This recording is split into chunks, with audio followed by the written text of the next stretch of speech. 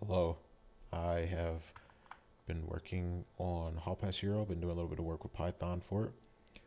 Um, Working on what I call the bulk data loader, which would allow the user to input as many uh, students as they want into the database. So I've been working on that, making some progress, but the last couple of days I've been working on this. So I'm going to run our startup script here.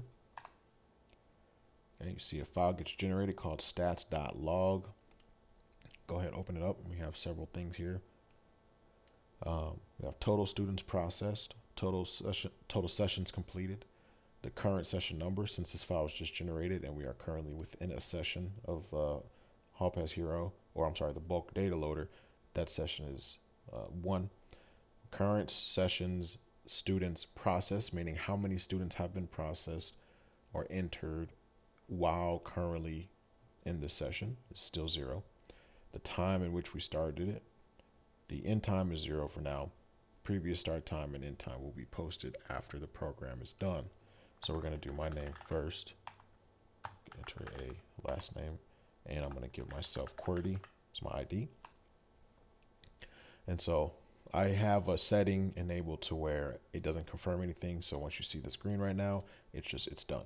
So um, you can see it says total students process is 1. That's good. We're still in the current session. We haven't completed our session. Current session students process is also 1. And yeah, let's do another one. I'm going to do next, and that'll allow us to enter another one. So let's do Timmy Turner, and we'll give him 1, 2, 3, 4, 5 as an ID. And there you go. So those numbers are incrementing per for each one. So if we were to do done here, it's going to go ahead and wrap up, and boom, our session is now completed. We have 1 session completed. The current session students process is 0 because we're not running a session. This current session start time and end time is also 0 because we're no longer in a session. Those times have been moved over to the previous session time. So there you go.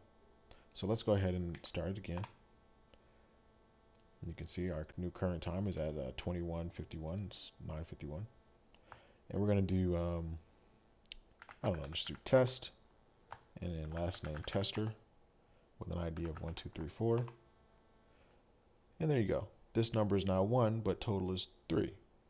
So I've just been working with this, and I'm going to allow a way for in the UI if the user wants to go to the settings. Basically, I want to be able to display this at some point if the user wants to see it. But if not, it's in the logs. So I think this is pretty cool.